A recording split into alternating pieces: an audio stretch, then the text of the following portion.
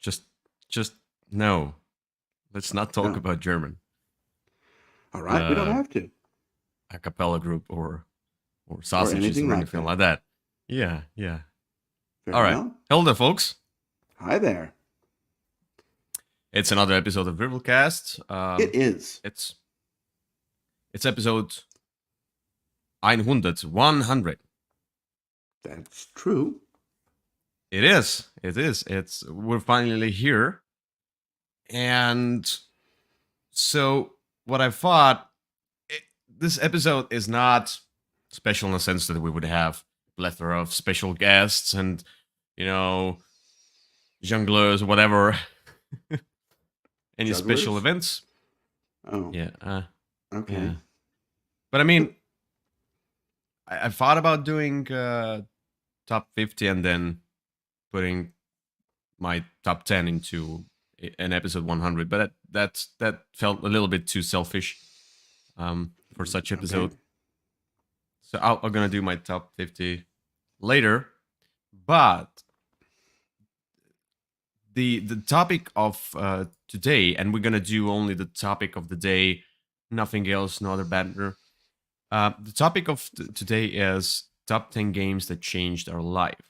And I feel Ooh. like this is the exact episode number where we should discuss, or we should share games that not changed our life as a whole. And I mean, yeah, I played game and And I found I Jesus. Yeah. and I found Jesus. Yeah, yeah, not like that. Um, what game could that be? The Sauna game? Uh, No. well, there was Anno 8, or what was that? Jerusalem Anno Domini. That one's about Jesus, but Yeah, uh, it's not going to change your no. life. Or that reverse pandemic uh, Oh, that was biblical terrible. game. Mm. Mm-hmm. Anyway, Oh, you're thinking of the commissioned game. That one wasn't terrible. yeah, yeah, I yeah, was thinking of something something like else. Yeah. Mm-hmm. that. Anyway, so these are the games we're gonna talk about. The games that changed our gaming life. You know, there might be some games that got us into gaming, might be some games that changed our perspective of gaming, etc. Whatever your uh, whatever your descriptions to these games are, we're not Sure. gonna talk about extensively how these games are played, etc. You've probably heard about these games, at least all of mine, Many definitely. of them. Yeah, Some of them we yeah. have definitely not talked about here. I see, I see. But yeah, I mean, uh, this is all about that, and so these are not our favorite games of all time, at least not on my list. This is not this topic. This is topic where a particular game, and I have a game and I have a reason why Right. I chose this game for this list. And the last disclaimer: my games are in no particular order because I mean I couldn't. I just like I don't know how to place them. Yeah, I mean, mine are kind of in an order, but it's not a preferential order. It's just sort of, the top couple are ones that really had a significant, have the stories behind the top few are very significant to me. Whereas some of the bottom ones are a little less significant, is probably how I would put it. Yeah, yeah, that's all right. I thought about that, but then I thought like I Well, just came up with 10 games. It just came to my mind. I wrote it down. That's the order I wrote them down. That's the have way you I'm actually gonna. played them? No, Okay, good. yeah, yeah. My number 10 is that Stefan Feld game. I looked at it and it changed my perspective I see. on artwork. No, no, I'm kidding. Anyway, All right. without further ado, let's just get to Let's jump right uh in. yeah, number 10.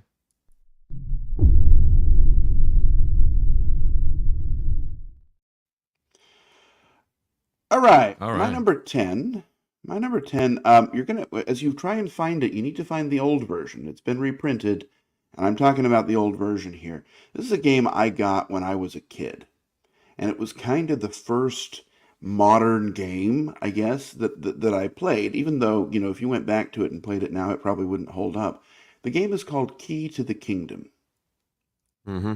I know about that. And and this game was just it felt so revolutionary to me. It was unlike anything else I had played before. There you go, that's the right one.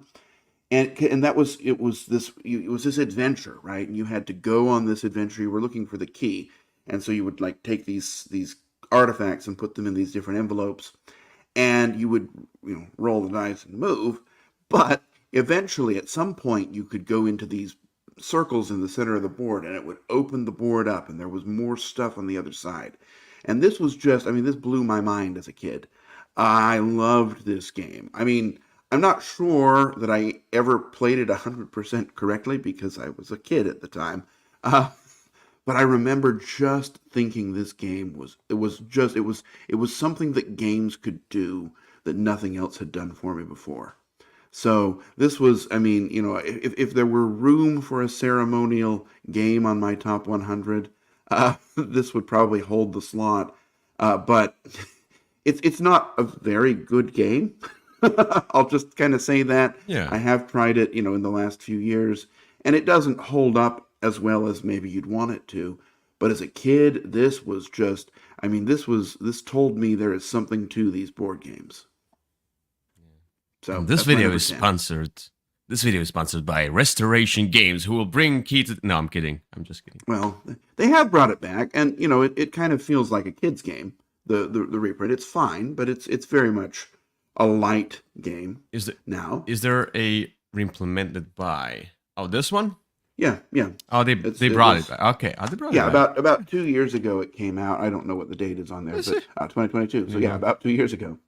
And it's a good reimplementation. It helps a lot of some of the problems with it, but this isn't the version I played as a kid, so that's why Looks that nice. one's not on my list. Seems childish, but looks nice. Anyway, Oh, it very much is, skewing lower in age. You can see it's 7 plus. Uh, yeah, I saw this game on. So there's a channel called Angry Video Game Nerd, okay. AVGN, if you know about it. No, Do he not. plays basically old 8-bit, whatever Super Nintendo, but and all other reiterations of consoles, retro consoles Sure. games. And so he did he does sketches, and so he did an alternative to a video game nerd. He did a board James, who is the board game nerd, and he only shows the retro games like Key to Kingdom Okay. and whatever, the Super Mario game and whatever, Pac-Man, all of these 80s, Sure. maybe 90s games. Like few of them. So Key to Kingdom, and he does it through the humorous prism. Right. It's not Hmm. it's not a full review or anything like that. Sure. Yeah, Just I mean, sketches. Okay. the original came out in 1990, so I was 9 years old, and that was, Yeah. the perfect time for me. And I was born 1990. While you played, So I I stepped into my life let's not full talk of about what you were courage. doing at that time. Uh, Pooping? No, all right, what's your number probably. 10? So so yeah, my number 10. And I want to say that just a small extra introduction is there were some games like Uno and Monopoly and whatever else that I played. I mean, there were some games that were first to me, but they do not play a significant role in me getting into board game, etc. So it's like, and I got into board game in 2012. Yes, so I got into board gaming. Not so. I mean, I was 22, so it's still early, Sure. but it was like the games were already booming. It was like almost the golden age of gaming. There's so many Right. board games coming out, etc. And yeah. So anyway, my number 10 is not related to 2012. It will be later on, but this one is the game that. So when I started gaming and going further, I discovered new things, and then I looked at some games, and I had this kind of a how to say, not a stance. I don't. I cannot find the word, but I. Uh, all right. Anyway, I cannot find the word. Anyway, my Okay. number 10 is Blood Rage. I know my mind is Ah. just blank. Uh, I don't know why. Just I have a brain fart. I have a brain fart. very well. So, no, but I mean, like, when I looked at some games, I I thought about them like, this is like minis, or oh, this is gonna be lots of rules. This is bad artwork. It's I prejudgment. Let's say I did a lot of prejudgment in I'm my early sure. days of gaming. And Yeah. in your current days of gaming.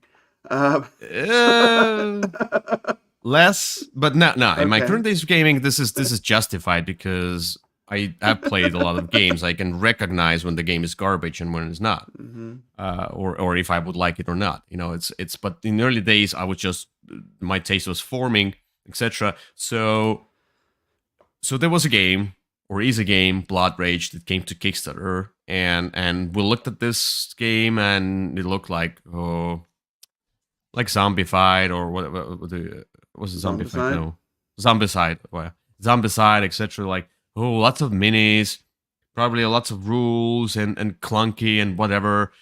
I don't care. I just don't care.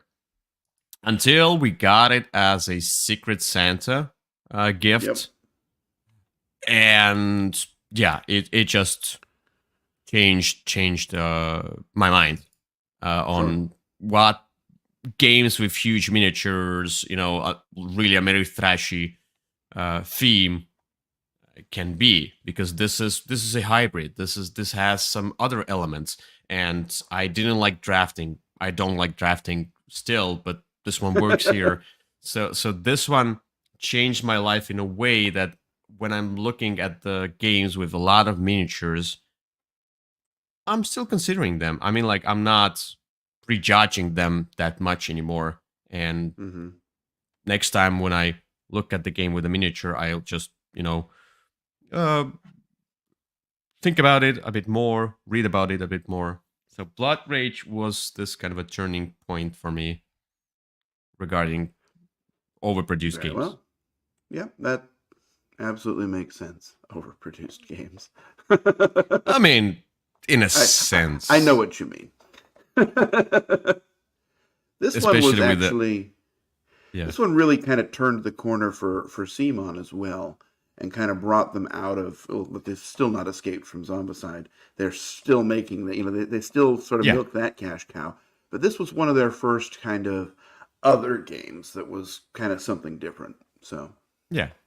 If not for Blood Rage, I would have not played Rising Sun or Ankh as well, or the Zombicide, whatever, the Marvel zombies thing. I would have right. not played them, because when I look at Simon, it's all about, like, or come on, it's all about like lots of miniatures, lots of exclusives.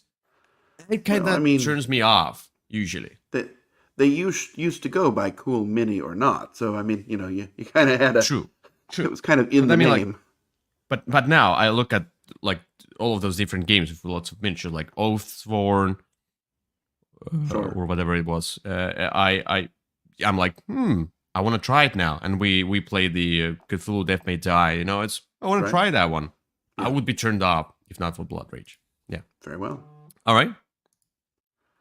Let's get Let's to go on. number 9. Great.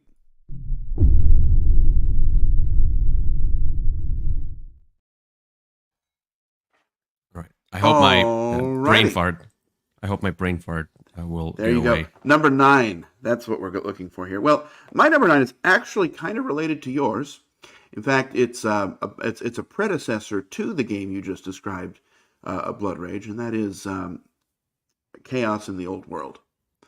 So, Chaos Yeah. in the Old World, also from Eric Lang, and actually many of the mechanisms that were kind of in there, introduced in there, kind of feed into Blood Rage, specifically that whole rage spending mechanism. But this game for me was it. I mean, another game that just was so almost formative for me, because this I didn't know anything about the IP. and I still don't. I'm not really a Warhammer player. I've figured it out a little from playing the game, but this game, what it did, it introduced some concepts to me that were just, I mean, it's the first time I had ever seen them. And that was, first of all, this whole exploding dice mechanism. That was something that was like, oh, wow, what a great idea. And then also, and sort of the reason it's on the list, is because it had different characters, each with their own method of winning. So, you could be the red, the blood god, and he's gonna win by getting points, right? And then you could be the green one who's gonna win by turning this wheel, and the way he turns the wheel is by being places. Or, there was one that just sort of it's the blue one is his ability is to kind of wait and play last because he has a bunch of cheap stuff, and so he can kind of cheese out points in certain areas. I mean, the sort of the way that the four gods were designed and implemented and felt so different. I mean, this just opened my mind to say that I've never seen anything like this, and I want to see more. And so actually, that's why I jumped into Blood Rage because it was same designer, and it was like it feels like a child of this game. So I mean this game was revolutionary to me. I had so much trouble getting people to play it with me because it looks very dark. Uh, and it is. But I just thought it was so shockingly amazing that I had never seen anything like this before. Yeah. Cool. Good. Um, I have nothing to say. Oh, okay. Well, that's I will not rare. play that. Oh, Uh, ooh. are you Oh, prejudging it spicy. because it has minis? Yeah. And leather. No. So 'cause my number 9 is as it. So it's similar to yours, not in the sense of a game, but like you said, you have never seen this thing before, and now you want to see more. It kind of changed your gaming perspective on what games can be. And for me, my number 9 also changed the way I was looking at the games, and this game changed it that much. So I started like looking for more of this kind of game. I'm like, ooh, I need to dive into that more. And this is Time Stories. Yeah, it's let's go with the base. Basically, the base Time Stories was amazing. People thought it was like, It ooh, really was. It was something very different. second coming. Um, I don't know if it was that. Um, but I mean, this game is so I'm not into RPGs, so and was never into RPGs. It's like there are rules, and you need a lot of imagination, and you need to be a good game master, etc. So I was never into RPGs. But then they're like, this is RPG like game, but you don't have to have this kind of a game master and rules and lots of this RPG stuff. You can just open up the game, start playing it. There's no mhm. you don't need to read few rules, but it's simple. You just can start playing, and it's gonna be cinematic, and it's time travel, whatever. Like all of these words were like, woo, how is it possible? Are we space traveling already?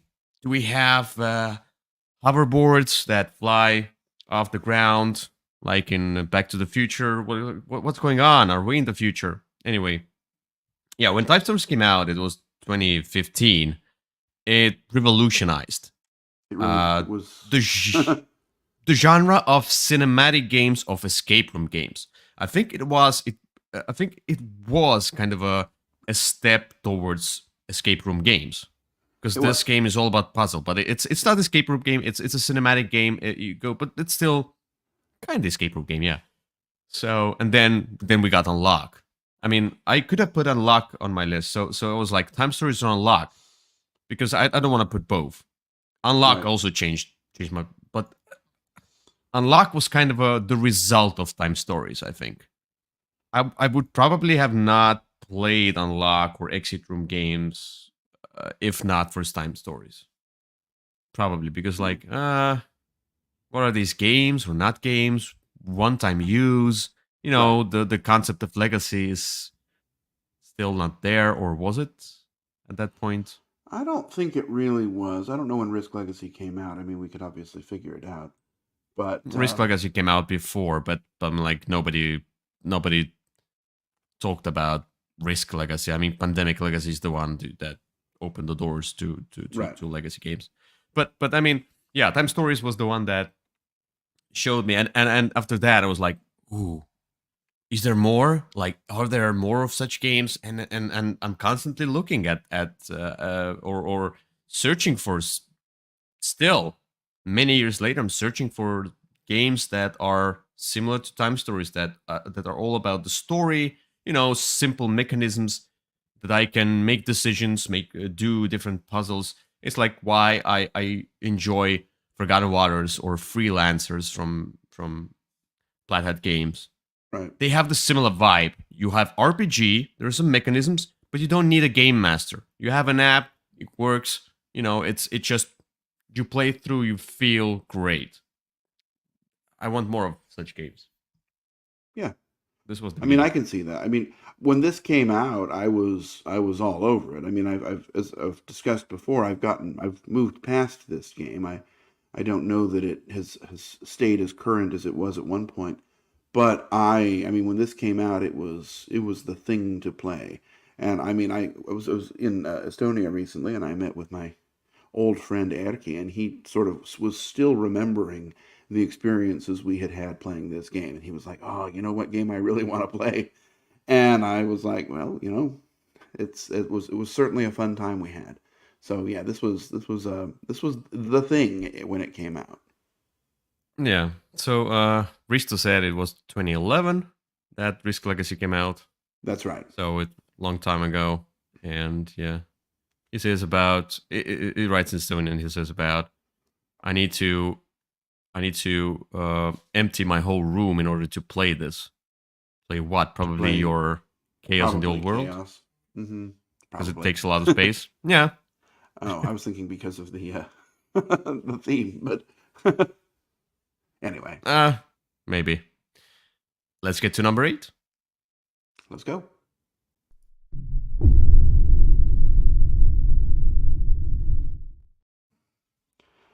All right. My number 8 is on here. I mean, it's a great game that also was revolutionary for me, but it's on here for a different reason. The game is Small World, and while I mean the game itself was Yeah. just I mean the humor and excitement of the game was something I was all over. The real reason this game is kind of on my list as life-changing is this was one of the first board games that was converted into an app on the iPad. And that's, back in the day, Hmm. that is why I purchased one, was because I Mm-hmm. wanted to play this game more. I liked the game a lot, but it was the sort of electronic implementation of this game that kind of brought me into enjoying playing games by myself on an electronic By device. myself.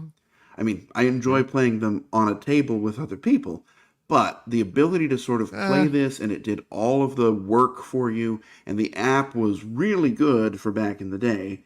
I mean, this just was a turning point for me. Now, look, I love the game. I still love the game, but it was the fact that I could take it with me. I could set it up. I could be in Germany with my friend, and we could, rather than having it on the table, we could open this electronic version and just play with each other as though we had it on a table. And I know that does not seem all that exciting or revolutionary now, but back in 2012 or so, I don't remember when the app came out, but yeah. whenever it was, that was just the thing to do. This was the wave of the future. Yeah, I can see that. I played the game. I played the underground version. I think I was not the biggest fan of it. That's fine. It's an area control game, and I wasn't It into area is. control games at that point. I'm still not, even more.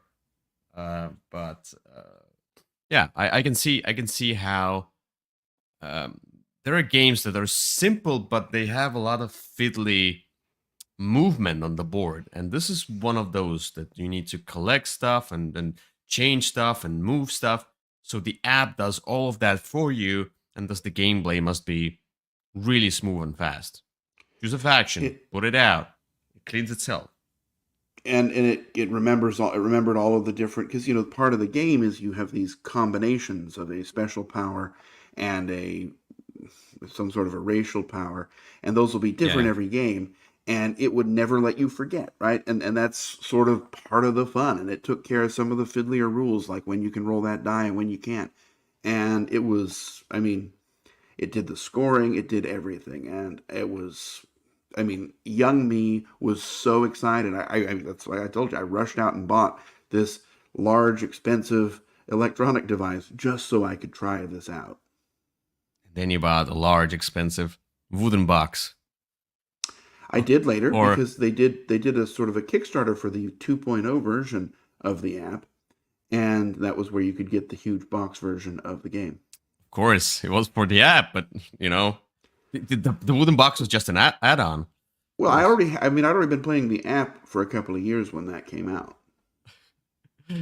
all right. Yeah, true. I mean, I'm still not into app games. I've tried few. I mean, I can play them, but I try to avoid them as much as possible because I'm just not into You that. I travel need less to. than I do. True, but I still, I can just pull out my phone and play it during work as well. For example, then. No, you're not supposed to do that. Uh, you're too, but I'm not sure if you're following the guidelines. Okay. Always. Oh yes, of I don't course. even bring the Anyway, iPad to the office. uh, okay. Anyway, my number eight. Where's the number eight? Okay, my number eight is is a game that uh I avoided for a longer time because so prejudgment thing. If a game is ugly to me, I will not touch it. And Okay. you and people will judge me because I don't think Clemens Franz's art on earlier games is any good. I don't like that art. I mean, some people. I mean, like for me, it's not up to my taste. But for some Okay. people, it might be amazing. I just don't like it at all. The people are weird. The eyes are weird. Whatever. Everything is weird. And that's why when I got into gaming and I looked at Agricola and saw of these other Glass Road, etc., like, ooh, it's so ugly because I started gaming with beautiful games, and it's like farming, goggy artwork. No, never. I'm not gonna touch that.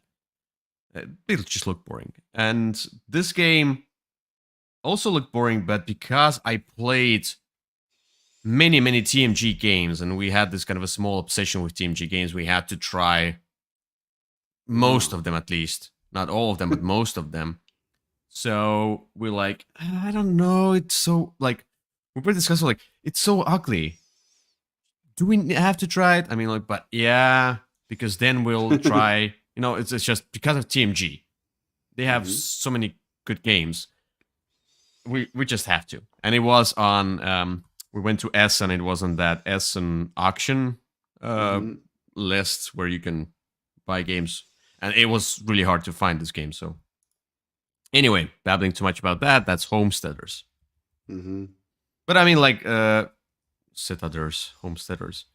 Uh, the whole point of the list is to talk about the experience behind it and the Sure. story, not the games themselves. So there are several versions of these games. I have the new version, the deluxeified whatever version, which not so deluxeified. I mean, I don't know if this is usually, but like this is a little bit different. It's not exactly that version I have, but I would say The there's no game's there's not a no art. looker. Yeah, it's not. There's not much going on. I mean, like the different resources are great. I have metal coins, etc. That adds to tactile feel of people. That's the tactile feel of the game, but it doesn't. And so yeah, this is a different version. But I mean, like the newer version does not stay to. Okay, this is the newer version. That's how it looks. Same. I mean, almost no Yeah. borders. So yeah. So this was so ugly, and it's like homesteaders about what? You know, the theme. What? No, I don't want to play that. But then we just have to, just for the sake of Hmm. ticking the box, you know, of playing all of the TMG games, Sure. and it was amazing, and it was perfect. I mean, like I loved it, you know, I love it, and that kind of made me think about other games that weren't so beautiful to me that I should maybe try them. You know, I don't think you that's learned that lesson. no, I kind of did. I kind of did. I mean, like, Okay. look, my nowadays it's not like the game exactly. I'm not gonna try it. It's particular designers, etc. that I'm shying away off. But it seems like all of these designers also hire same artists. so, so there's that correlation. There's that, you know, Uh-huh. it's all in the system. But this one, yeah, no, it's I then played Golden Ages. Oh, oh, That's a this looker. is not a beauty. Yeah, so I would never touch Golden Ages if not Mm, for homesteaders. It's very like well. behind no artwork or not so great artwork, there might be a great game, and I have few games that I really enjoyed despite their artwork. But this one kind of showed me that I should not always prejudge based on just artwork. I see. Very well. Again, I'm not sure you learned that lesson completely, but but I guess it was a step in the right direction. Yeah, I mean, I try my best. All right, All let's right. get to number 7.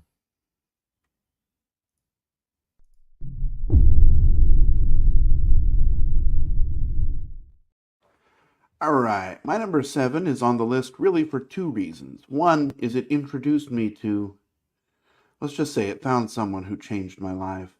And secondly, it taught me that solo was a possibility. And that game is Arkham Horror. Hmm. So, and Okay. I think I'll say second edition. I don't know that I ever played the first edition. Um, but Yeah. Oh, so yes, that's the yeah, one. second. I think that's the second edition. But Yes, it it is. doesn't It matter. is. It That's is. the Yeah. correct one. Right. So first of all, it introduced me to Mr. Cthulhu, who has, been a strong True. presence in every board gamer's life ever since this game. And when I was interested in figuring this out, and I even dove in and read some of the short stories that were written by Lovecraft. They're terribly boring, but but I tried. And but really, what this game taught me was I just saw the box and I was like, wow, you can play it by yourself. Because in Hmm. sort of this earlier period of board games, I had a lot of trouble finding people to play with. And I had so much love for these games, but nobody else really did. And and so the ability that I could set this up and I could run it through and I could have an adventure all by myself, that was, I mean, All it's by still something that myself. I do. I mean, I Mm-hmm. will still set up a board game, especially one with a solo mode. I mean, that is something that speaks to me. If it has a solo mode, that makes me automatically more interested than I otherwise would be. And I had so many solo adventures in the city of Arkham that I've played it with other people, but it's probably, every one game I played with somebody else, I played 9 games of this solo. It was that disproportionate, especially back in the day. And it was, I mean, it taught me that this was a possibility. And, we'll talk about a game later that kind of reinforced that for me. But this was so novel and so developmental for how I experience board games that it definitely has to go on this list. Yeah, it was a really solid game for its time. definitely. It was. I mean, it was. Look, I could pick at lots of issues the game has, and Hmm. the biggest one is expansions. This game had way. It sort of killed itself with its expansions. Oh yeah, But every of their games has this same problem. So well, not Arkham Horror Third Edition. It only has like two. But there's a fourth but edition. No, no, is it? no, this is the third, as Third is far the as I last know. one Yeah, and that's implemented by. anyway. And then yeah, that's the current one. Ah, It yeah, only has yeah. a few That's expansions. the one I played as demo. Yeah, yeah. This one I played only as Yeah, demo. Yeah. yeah. But and but Arkham Horror had an expansion for its expansions. It was that bad. Um, But then, would you recommend to people like, let's say there's a person who can get either one. Let's say they can get Arkham Horror Third Edition or Arkham Horror Second Edition. It's like, I'd say oh, third. Third is a better game. It's a better experience. It's more about story. It's more cohesive, and a lot of the rules have been streamlined. Um, but I look, second edition was great. I do prefer the third. I guess it depends on how much content you want. yeah, yeah. Okay, So got it. anyway, but that's my number, whatever number that's seven. Crossing it on the list so that Sieben, I seven, yes. so for both solo and for Cthulhu. Yeah. My number seven is the same old story about Kyle and me having placing a bet on something like Ah, during the board game that camp. story. Whatever. I'm not gonna talk about the story anymore because it's embarrassing. No, I'm kidding. I mean, Kyle can stay awake for a long period of time. He could not. I mean, if he can If just not games are go to sleep. involved. Yeah. So I have to. I'm not as strong. The power is not with me. The power is with you. Mm, Anyway, so this game, and again, this list is all about the stories, the meaning behind those games, not the games right. themselves that much. This one changed my mind on what an economic game can be, and uh, and the theme. It's boring theme. Yeah, the art was okay in the box, but like it's economic. It's about stocks. Ugh, What stockpile. game could it be? Yeah, stockpile. But then when I played it, I realized that wait, no, it can actually be fun. I mean, stockpile is on a lighter side. It's Very much it's so. it's a very light game, but looking at the board, I looked at the board like, ooh, it's yet again artwork. There's no art. I mean, on the cards a little bit, but it's about economics and stocks and whatever. Now, after stockpile, when the game says it has economics, like on BGG, I'm like, ooh, I'm interested. It has stocks. Ooh, I'm interested. I mean, I'm Ooh. not into 18xx games, etc. But I mean, like, if there are games that are simpler games, like for example, Airlines Europe, I played because of stockpile, Hmm. and then maybe something else. But I mean, like one of those games, like this simple games that I would not touch if not for stockpile.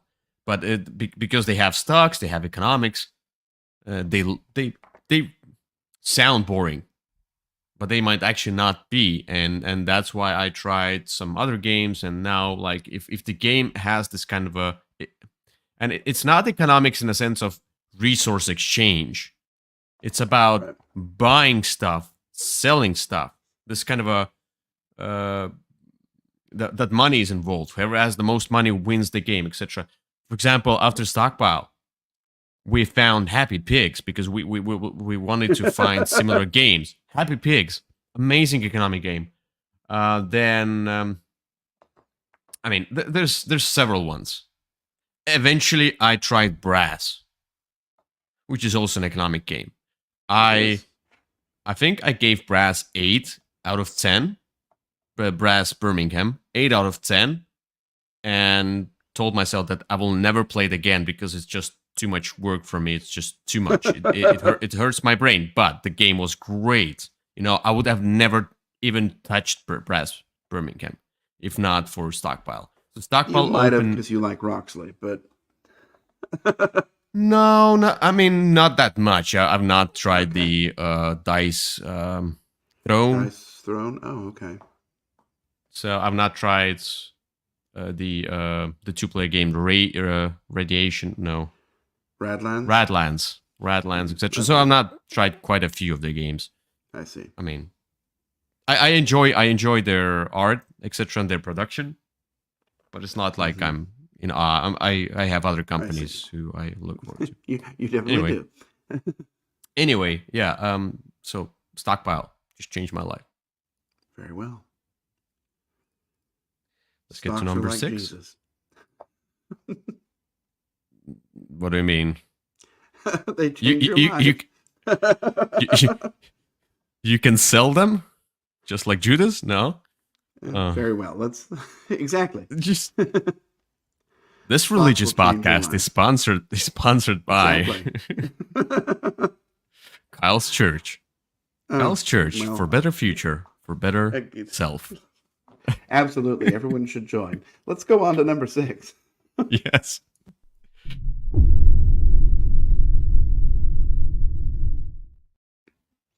All right. My number 6 is a game that, and it's kind of the last, well, no. It's a game that really taught me two important things. And this is a game I do talk about quite a bit, but this game is Twilight Struggle. So when this game, Hmm. this game, I was already sort of into board games when this came out, or not when it came out, but when I discovered it. And it was, I remember though I bought it, and it was the first kind of game of this type that I had ever experienced. And it was a game with terrible components, horrible, really bad artwork, a rule book that kind of felt like a technical manual. But the theme of this game, that's one thing that this sort of introduced me to, was that if the subject matter of a game was interesting to me, I could really get behind it. And this is a game that when you play it, in addition to being very tense and a great sort of competitive experience, the sort of theme of all these cards and events really comes to life. And it came with this booklet that sort of told you the story behind each and every card in case you didn't know it. And this was, of course, an area that I had studied in school and knew about and grew up sort of toward the end of.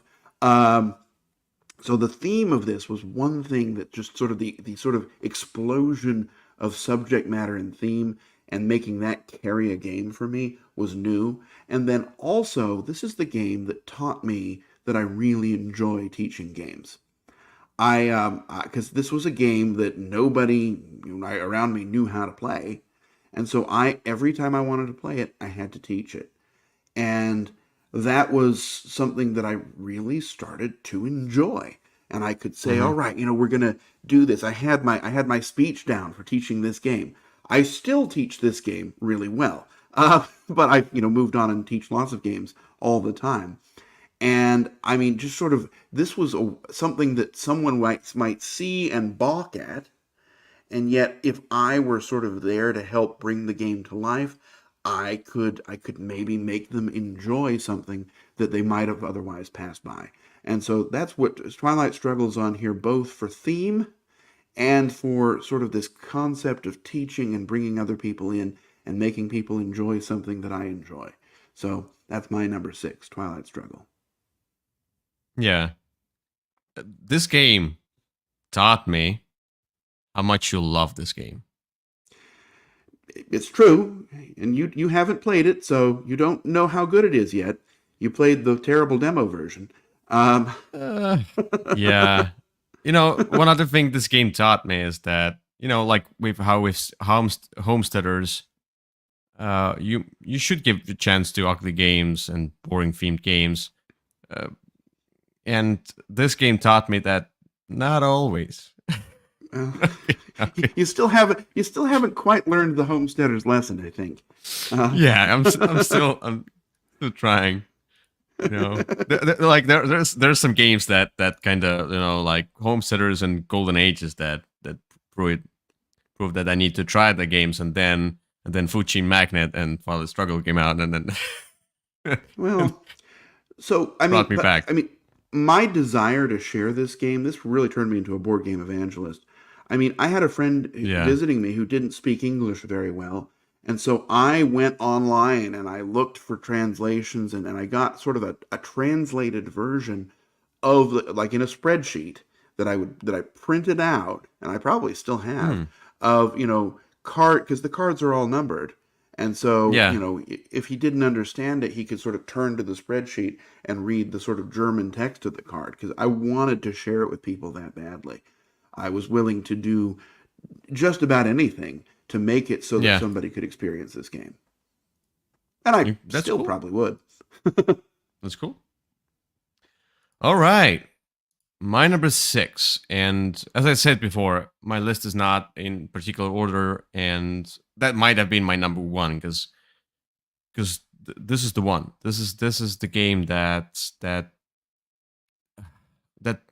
you know made me a board gamer in a sense. Not, I mean, not particularly, but it was a yet again a stepping stone towards the the gaming life. Because there was another game that got me into gaming where I started, we discovered Board Game Geek, and that there are board game stores, etc., blah blah blah, and so on. So I started reading about board games, etc. But this game was the one that implanted the I don't know, the idea that board games can be amazing. And whoops, here we go. My number six is Munchkin. And, some people start with Monopoly and Uno. And as I said, I played Monopoly Uno before Munchkin. It did not, but then Monopoly Uno, is that a game? I don't want to play it. Monopoly Uno, yeah. I mean, all of these. Alias, mm, Uno, Monopoly, all of these games. Anyway, so there aren't any good pictures here. Anyway, this game is all Munchkin? I about, mean, yeah, this game is all about cards. So you can see a lot of cards, and this was like a sarcastic look on RPG or something like that. right. Yeah, the original Kinda. You one, you kind of. had your Or a Dungeons weapon and and Dragons, yeah. armor. You go Right. adventuring. You need to get to the 10th level, but it's a lot of take that. And so I was introduced to this game, and 2012 was the year we started playing this game in summer, and then we played it a ton. I think it's still one of my most played games ever, if not the most played game ever, because we played it like, oh, so much, so much, so much. But a lot of expansions, and the side versions, whatever, the Cthulhu ones and Apocalypse ones, well, many of them. And we played it a bunch, and we take that was not a problem at that point when I started gaming. So if not for Munchkin, I don't know, like we never know. I might have discovered something else, or through someone else. uh Mhm. but Munchkin was the one that started it all. So I'm grateful to Munchkin. I mean, it's not a great game nowadays. I would not play it. No, Though I would play it for nostalgia reason with my you might. friends who I started playing it with. So 12 years ago, and I still have those same friends. We started playing Munchkin, and for nostalgic reason, we could maybe borrow a copy from someone and just play it like, oh, 12-year anniversary of the Munchkin for us. Uh, it's yeah, it's just the first. Yeah. Yeah, I mean, the game doesn't hold up very well for me, but I remember when it came out, I was all over it. I thought that, the art was funny. I enjoyed the sort of references, and that's what the game is. The game's more about that experience than the sort of competitive aspect. I think.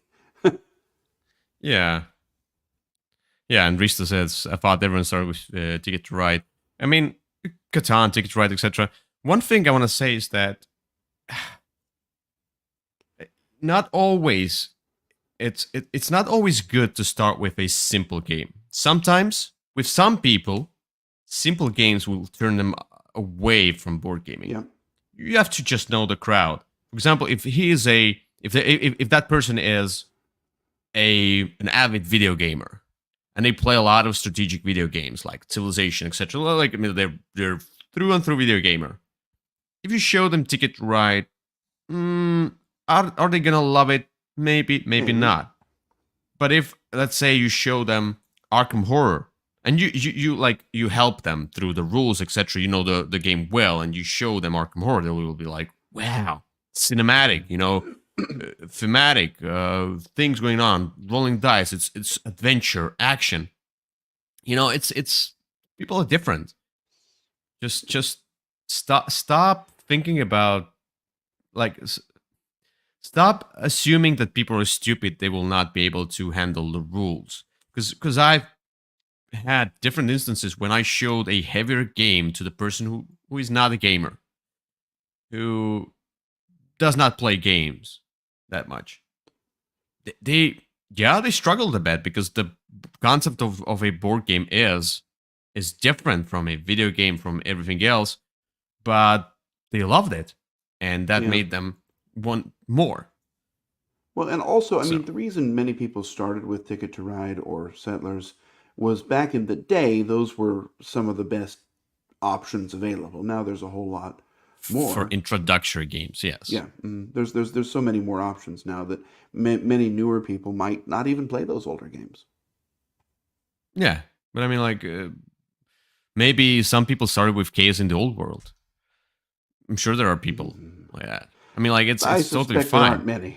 That game's Yeah, been out of print for a long time. true. But I mean, like, at that time where there was Ticket to Ride, Pandemic, and they were booming, etc. Yeah. And some Yeah. people maybe started with uh, whatever else. Yeah, Right. heavier. It depends on the person. Sure. You never judge based on The ugly the artwork. person's experience. Yeah. All Anyway, right, let's get to number 5. let's go. Woo.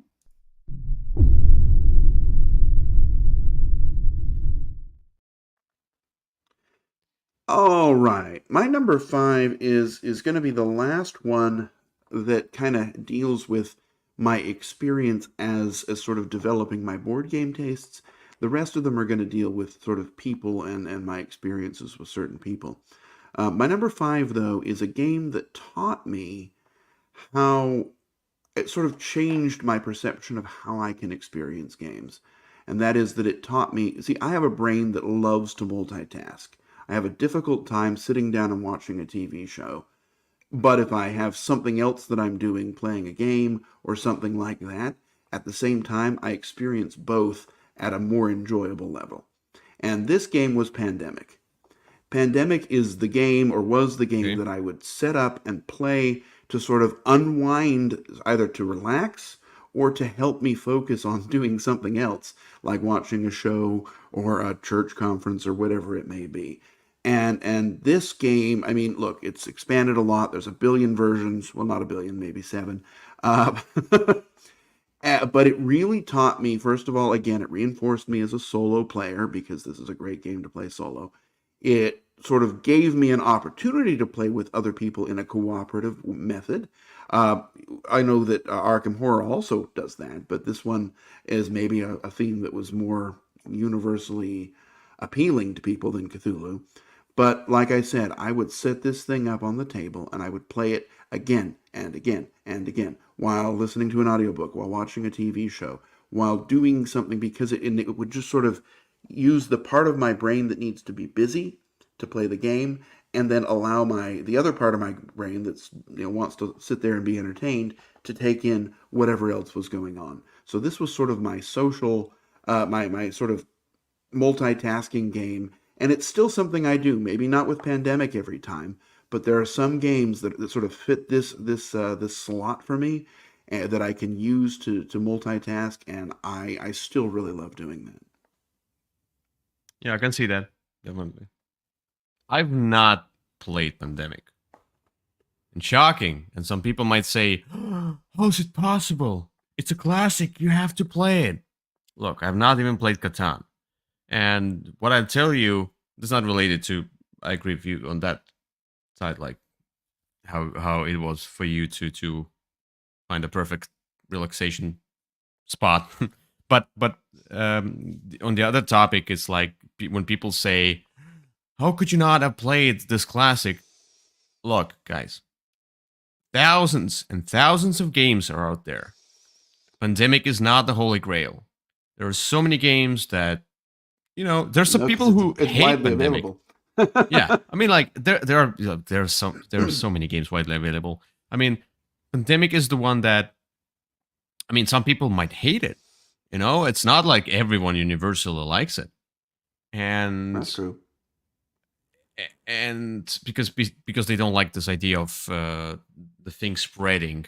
I talked to some people like the idea of the virus spreading, and there are several other games where the thing is spreading. We must contain that, and then you feel like you're trying to survive instead of you're trying to become powerful and win.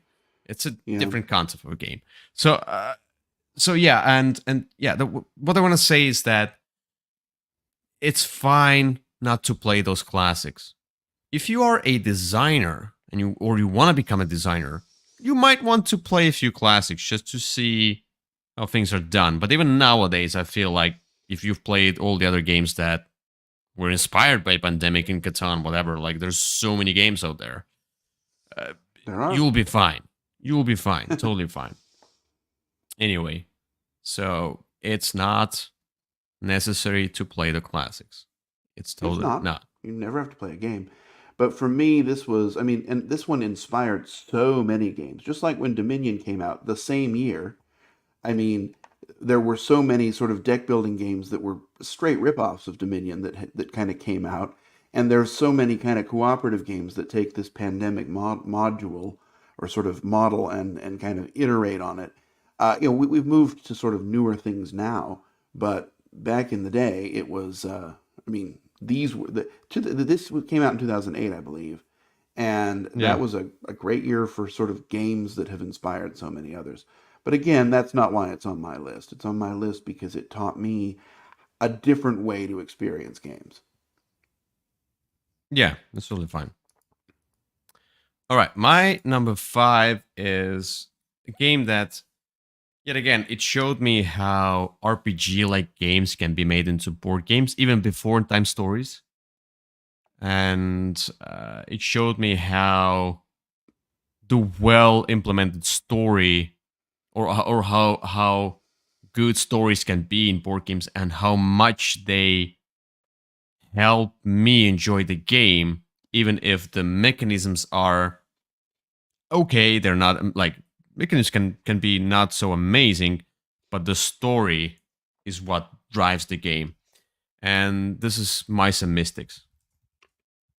Sure. It was an instant number. It was an instant 10 for me, 10 out of 10, and it just showed how, I don't know, how great can these adventure games be. And at that point, when it came out 2012, so we tried it maybe 2013 or 2014, something like that, we bought it. So it was something out of this world and Sure. very much a fairy tale. Yeah, it changed the whole idea Right. It for was me. a story cooperative game, and it was more story even than game in many ways.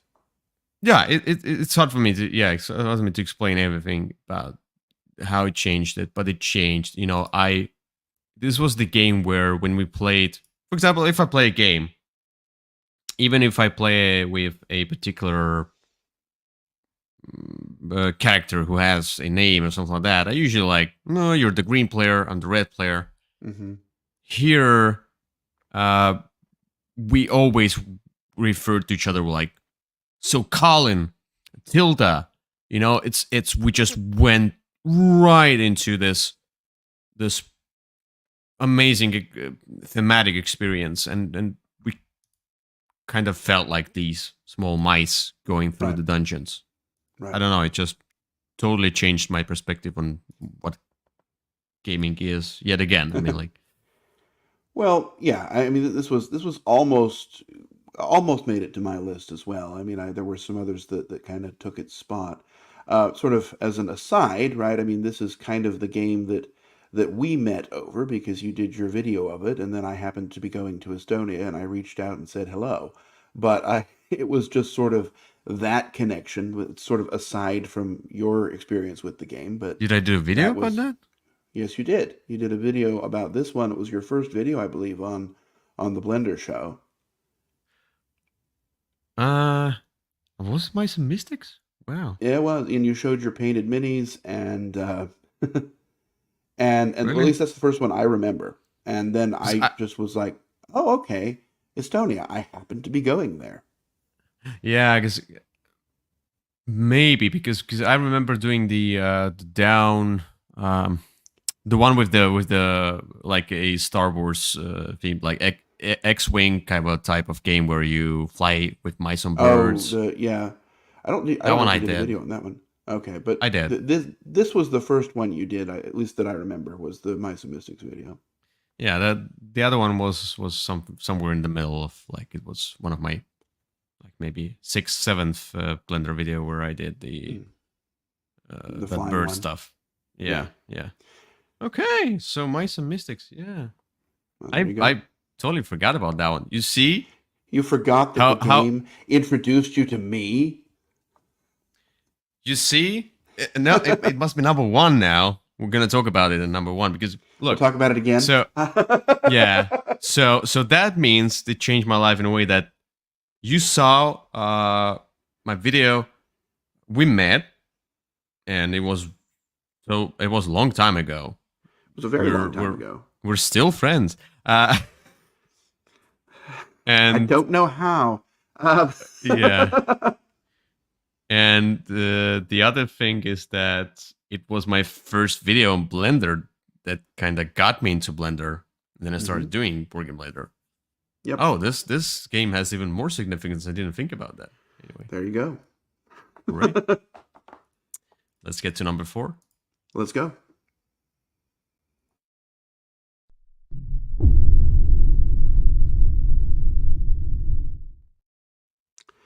All right. So my number four, three, two, and one are on the list because of how they helped me meet and experience other people. And so number four I'm going to talk about first is Agricola. And Agricola has been, or was at the time, the game that I would use and I would show people to sort of find a Oops. way to bond with people.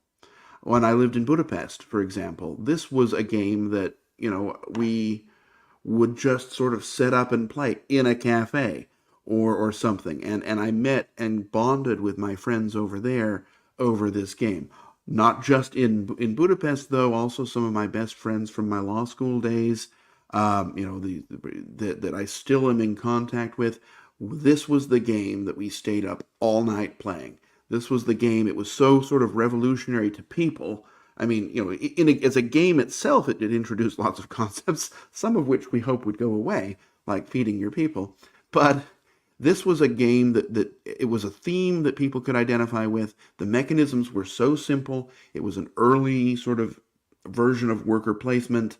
It was, there was some sort of combination of racing and trying to improve. And this was the game that I would, when I Oops. when I had somebody and I wanted to kind of find something to do with them, I would say, let's try Agricola. So this was the game that it helped me bond and connect with people in ways that other things that I was unable to do with other games and in other ways. Yeah. I mean, yeah. And I know you don't love this game, and I'm not sure you've even played it, but Oh, no, I've not played it. I played Caverna. I've okay. not played that one. Just I mean, the theme, how it looks. Uwe Rosenberg, Clemens Franz, and the theme. All three things I do not lean towards to.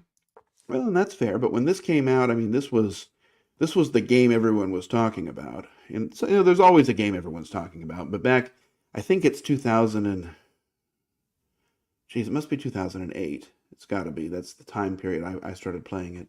Um, no, seven. 7. Okay, fair enough. Good guess. No, almost.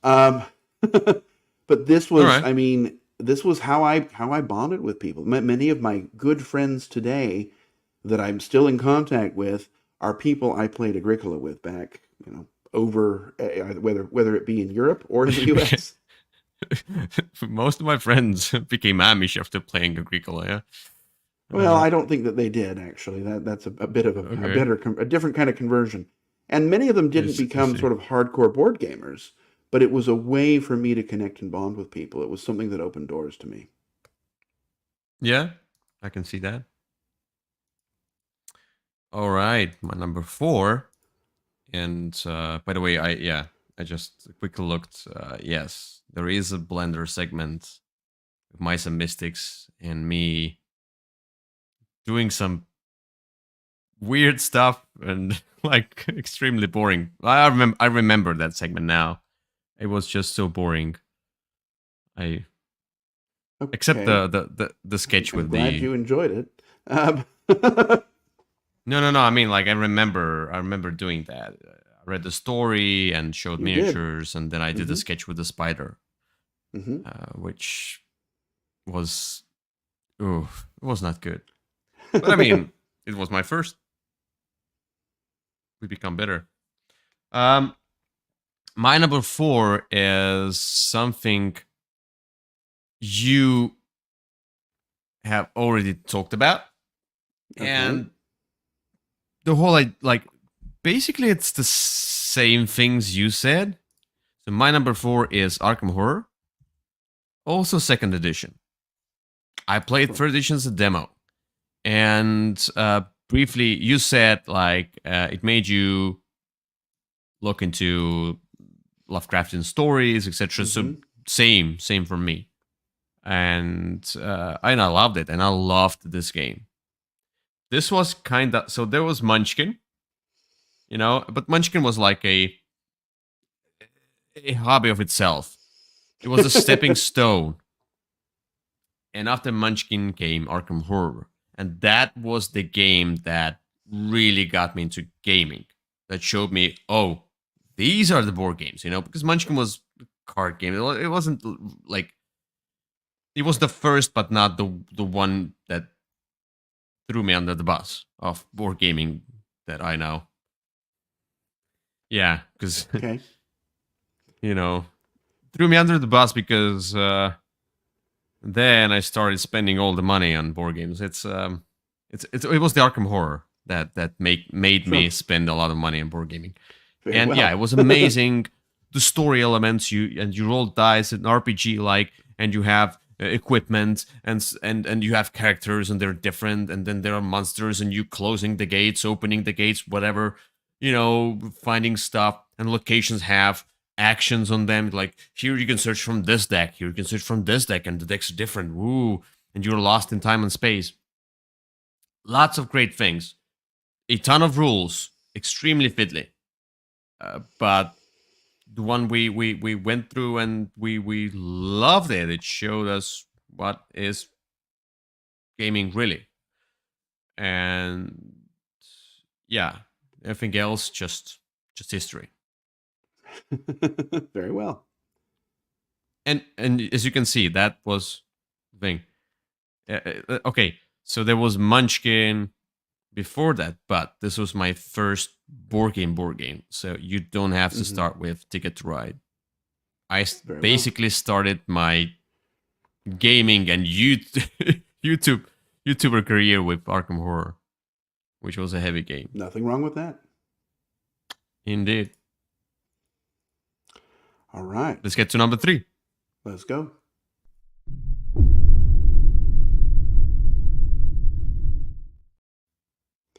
All right. My number 3 is on here because of two reasons. Like I said, it's about people, but it's also this is the game that taught me to love games, and this game is Stratego. And this was sort of the first, I'm going to, use quote air quotes modern game that I played because my father, he always told me he loved Uh, games, and he had a copy of Stratego. And this is an older game, right? Where this is a newer version than the one we had. But you're sort of trying to capture your opponent's flag, and there's the hidden information. And he always told me, he loved this game, and he'd only ever lost it one time. And he would set it, and my father loved to win, and so he would, set up this game with, I don't know, young me. I was very young, and play it because, well, I mean, maybe he enjoyed it, but he also enjoyed winning. And but as I started to sort of develop, I would sort of learn from this game, and it was a great way. My father was a very busy man, but he would always make time to play this game with me. And and that was sort of the way that I spent time with my father as a kid, was playing a game. It was something special that we shared. And eventually I got to the point where I figured out some strategies by myself, and he got to the point I got to the point where I could beat him, and then he never wanted to play it again. But that's neither here nor there. This was the game that sort of taught me that games were a way to spend time with somebody that was often too busy, and it was our thing that we did. And so I'm very grateful to this game because it helped me to connect with my father. yeah, that's great. I mean, I've never played Stratego. I And you don't played. have to. I mean, I played it's not my type of game, but I played a game that was based on Stratego. It was like kind of a speakeasy. Well, I think it Oh, was yeah, named speakeasy, something like that, that's kind of many like years that. ago. Yeah. I mean, the game still holds up, but I don't know that it's one that I would say everybody needs to play. I mean, there's a lot of other games that probably do this better now, but back in those days, I mean, we had an old copy. It was probably, I don't know when the game first came out, but it must have been like the 60s or 70s. This is No, a 46, Oh, okay. Well, the version we had was from the 60s or 70s. Um, right after the war. oh wow, that's so this is definitely a classic in just about every sense of the word. And it's still in print today. And it was the rules are simple, but the way that it taught me that I loved games, and it was something I could do with my dad. Yeah. All right. Uh, my number three is. Let me see what it is. Oh yeah. So this is the game that showed me how, and I wasn't really sure I wanted to play it when I saw it first, but then I looked at it. It looked beautiful. It was like it's a heavier Euro game or something like that. I'm not sure. I'm not into Euro games, but this one showed me that there can be games with Euro mechanisms. And at that point, we're like Ameritrash and Euro thing. Nowadays, it's all blended together. But at that point, it was like, oh, this is a Euro game. This is a Ameritrash game. And then there were those kind of a hybrid games that showed me best of both.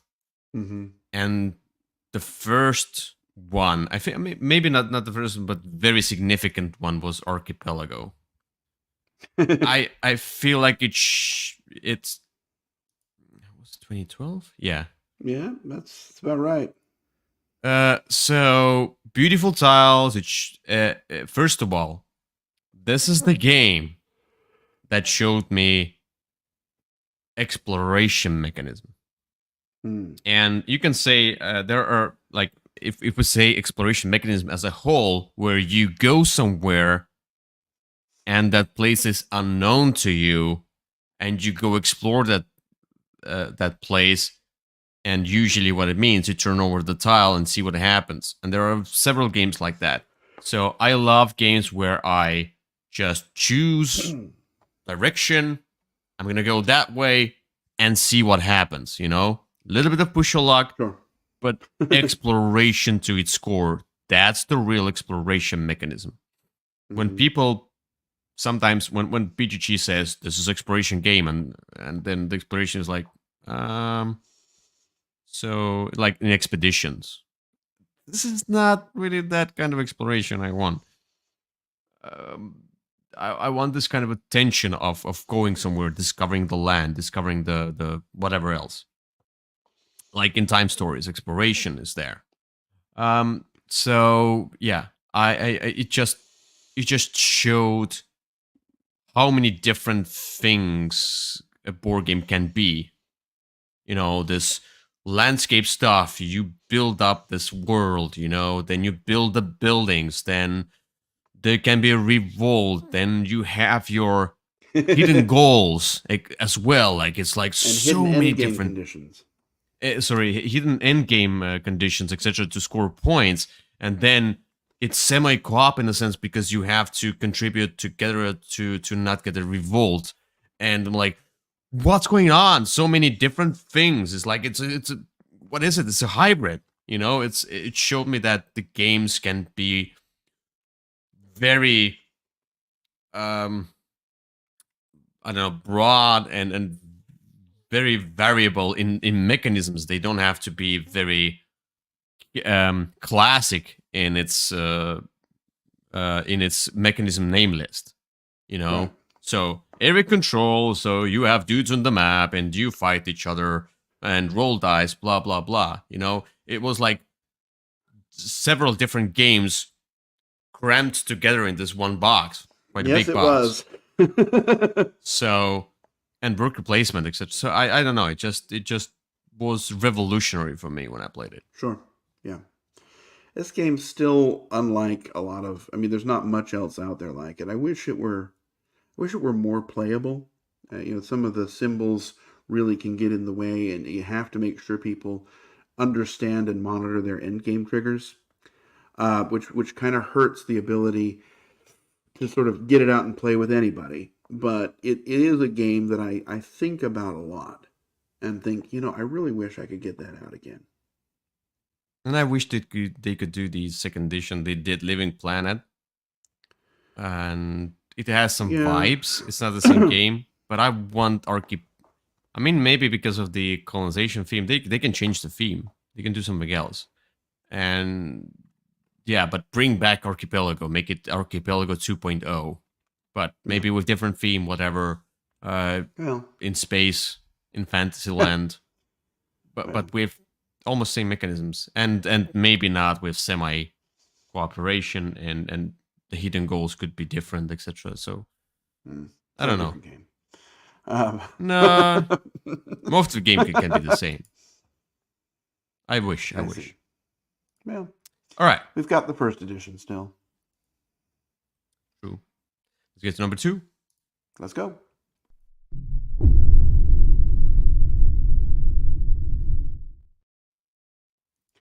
All right, my number two. So I talked in my number three about a game that kind of taught me that I enjoyed playing games and that it was something to do with my father. Well, I got to the point with Stratego where he didn't like to lose, and so he didn't really want to play it with me anymore. And so I took that as a challenge to find something else. And in the late '90s, I went to Germany and spent a month there, and my friends there introduced me to the game Settlers of Catan. And I went home and I got a I see. copy, and this was the game that I sort of brought to my father and said, let's try this one. You love games and you don't want to play Stratego anymore, so let's try this one. And this became the game my family played, not just my father, but my mother also, and usually one of my sisters. Not my brother really, he wasn't into it at the time, but it was a game we would set up. We had all of the expansions that were out at the time, and we would set it up at night almost every night of the week. and we would play this game. And we would play this game, and we would play this game. We eventually sort of moved on to Ticket to Ride, so this is kind of like a shared Settlers of Catan Ticket to Ride, but Settlers was the first one that sort of we could play as a family. This was the game everybody, well, at least most of us wanted to play, and it was something we did just all the time, constantly, nonstop. And that was a way that I learned to spend time with my mother, with my sisters, with, other people in my family. And kind of, even today, our family does enjoy playing board games together, largely because of me, Yeah. but it kind of all goes back to sort of the roots were in Settlers of Catan, which was the game I brought when sort of Stratego failed. This was the next step for me. Yeah, I can see that. Yet again, I've not played Catan. I don't feel an obligation to play it. It's a game of its time, and yeah, for many people it was the one that started it all. For me, it was a different game, as I said. Arkham Horror was the Sure. one for me, and to each their own. Well, and I'm older But than I you can are, totally see that. so I can totally see that. There's still Catan is still popular, and yeah, and I haven't played it for a long time. But when it was new and it was the thing we were doing every night, I mean, this was it my was most played game significant for a too. long Yeah, time. Yeah. yeah.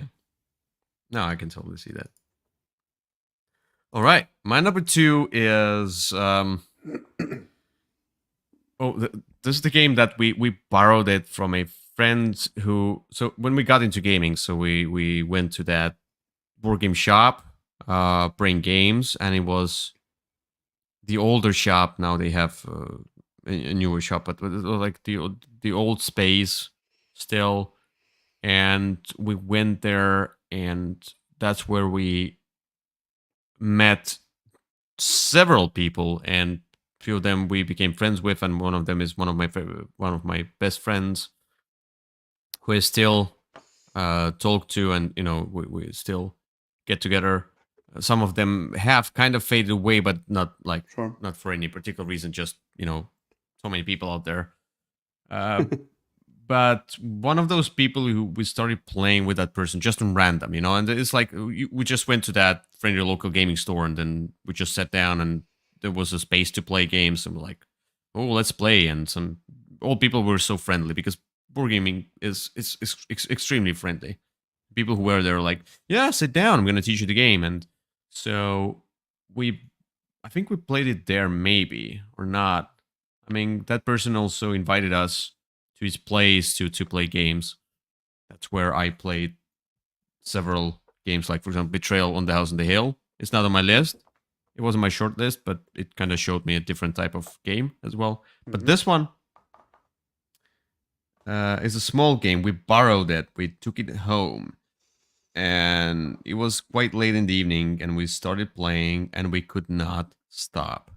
We just could not stop. We played again Mhm. and again and again. I mean, we played for hours.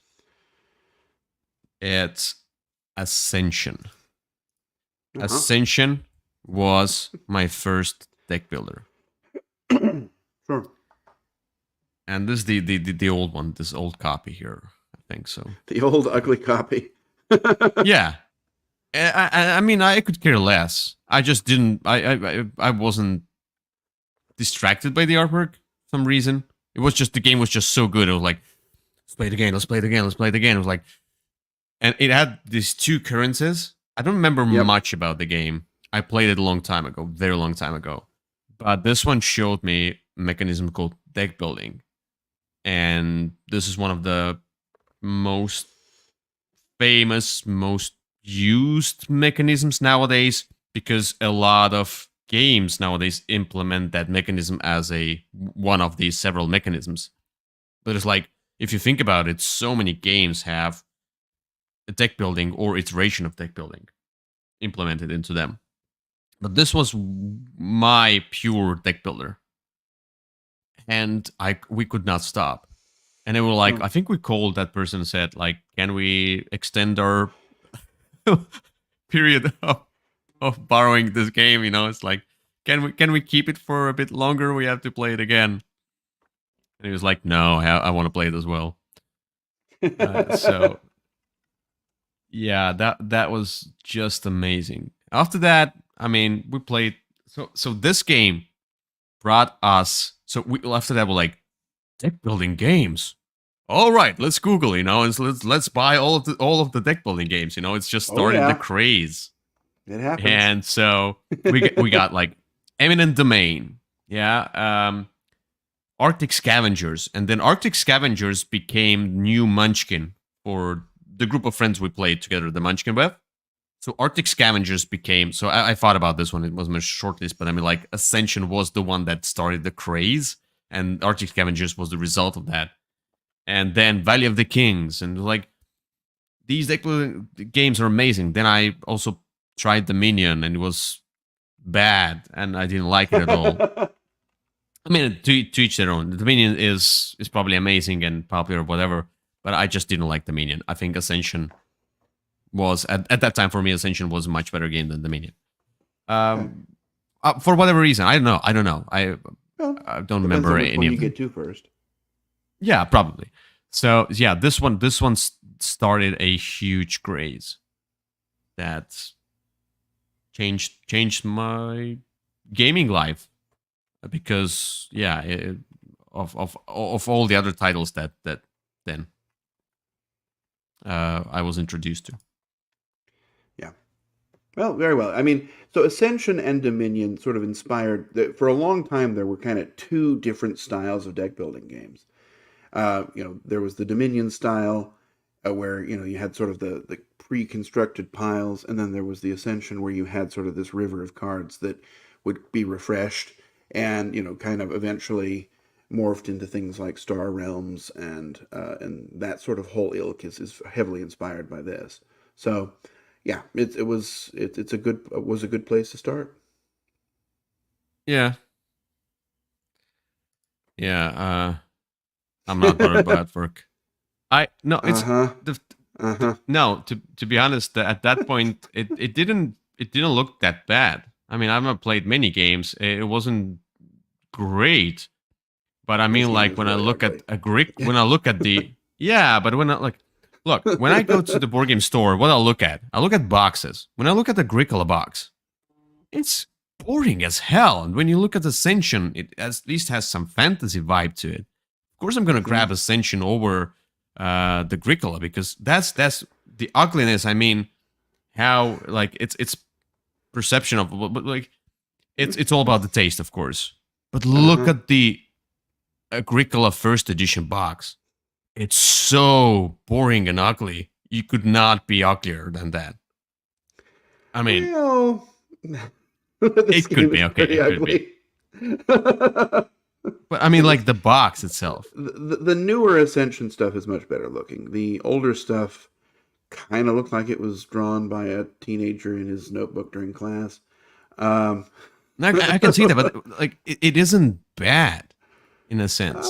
No, not this one. This is I don't know that not this showing one. images is helping your argument here. Look, no, but I mean, like, at that point when I played it, it's look at this. It's not bad. It's not. It's not like I was fine with that. But it's just me. I was fine with That's that. And very this is the well. game where I wasn't even thinking about, like, when we were introduced to this game, we played this game. So I just it's probably because of the game itself, the mechanisms, and we were looking at those numbers, as we were looking at the card text, etc. Yeah. I just don't think it bothered me, because I just Well, it could didn't. be because someone showed it to you and you played it and liked the game and were able to get Yeah, past the artwork. yeah. I just didn't. I don't know. Yeah, I just probably didn't look at the artwork that much, Mm-hmm. Mm-hmm. because Anyway, the gameplay was so good. All well, right. let's move on. It's time for number one. Are you sure about that? Do Well, I do mean, we you, could talk about. I'm sure about you. Like, okay, I know your number one, and you know my number Well, one. So yeah. my Well, number one. Da, da. we might as well just go through with it. All right, let's go.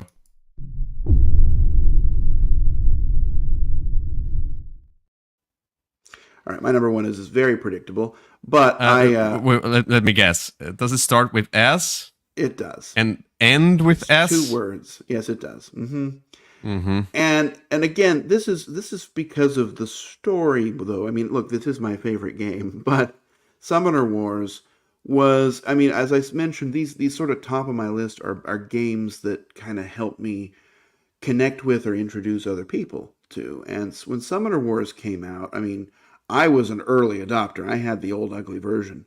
But during this time period, I It's wasn't not that ugly. particularly well. I mean, the older version was not great. It had a paper mat, and look, Production I wise, still yeah. find it I still find it charming. The newer version is better, It's um, not ugly. but the Yeah. story Anyway, here was that I really didn't have a whole lot of contact with my brother. We weren't hostile to each other at all, but we just didn't see each other. He worked in New York, I worked in Georgia. Then when there was about a 2 year period where I didn't even see him just because we were going out to Las Vegas at different times. And it was when the app version came out of this game. I already loved the game and I was playing it as often as I possibly could. But I remember I suggested to him, just to send him a message, you might want to try this app, right? You might enjoy this. And he wasn't really into games up until that point. But he bought this. I mean, this hit him hard. And he really started playing this game. And we played this game every day because you could, the app was asynchronous play. We played this game every single day for years. And as he was interested in this, he started sort of exploring other games. And then he would, go to Gen Con with me. And then he would come down and visit me, and we would just play board games for the whole weekend. Or when we were, at Christmas time, we'd arrange it so we were there at the same time. And we would play this game, sometimes other things, but mostly this game, Summoner Wars, we would just play and play and play. And even today, when we meet up, I always know we're going to play Summoner Wars. It's a yeah. game we both know so well that we can set it up, play it, and 2 or 3 times in an hour. And it's a game. Look, I love the game itself for a lot of reasons, and I've talked about those on many occasions. But sort of this is the game that gave me one of made my brother from somebody that I knew and had a cordial relationship with into somebody I actively enjoyed spending time with. And I would think he would say the reverse is true as well, right? We bonded over this game in a way that Yeah. I don't think has happened. It was probably not the designer's intent, but Who it was knows? more than a game for me, and it Yeah. still is more than a game for me, and it's one that I continue to love even to this day. Cool. Yeah, it's a good game. It's an And amazing your game. number one. It's my number one in general, and also for this list, Yeah. And every but other not for the list. cheesy reason that I Where you usually put can it on. put it. Yeah. Oh, come on, All it's not a right. cheesy. It's not. It's. I'm not. This one belongs here. Yeah, no, this is the first list where it belongs. Like where That's I not agree true. it belongs. Um, Okay, top 100 also okay. That's 2 lists. Everything else, no. I'm kidding. By the way, on a side note, before I say my number one, Rista said that I was talking about how ugly art means bad game. No, I was not talking about that. My prejudgment is based how if the game is ugly, I'm just not trying it. That's the mhm. thing. If it's a good game or bad game, I don't know. So, but because at that point there were already many good-looking games that were also good, why not do those? You No, might have painted yourself into a corner, my friend. no, I'm totally fine. But yeah, for me at that point, ugly game was not the reason that I thought it would be bad. It's just the theme. I didn't bother. I didn't care about the theme. I didn't just care about the game. Was it good or bad? I don't know. hmm All right, my number one is the game that has great art. At least at that point, in the new edition. Actually, when I looked at new edition, I think I like how New Edition looks. Mm-hmm. At first I was like, I don't know, I'm not sure about that. But now look at it, and it just looks more modern. Well, the new edition isn't out yet, is it? Yeah, but there are several Pictures. production Yeah. pictures, whatever. I don't know. It's like from the Kickstarter from GameFound. Anyway, Cyclades, Kiclades, whatever. And this is the one that we bought, and it was late in the evening. We went through the rules of the game, and like, let's just try a few round, like let's round a round or two, just because we read the rules, but it's late in the evening. We must go to sleep. Let's just you know get to know how it works, just a round or two. And we could not stop.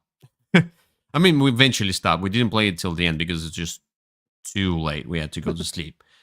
But it wasn't round or two. It was several rounds.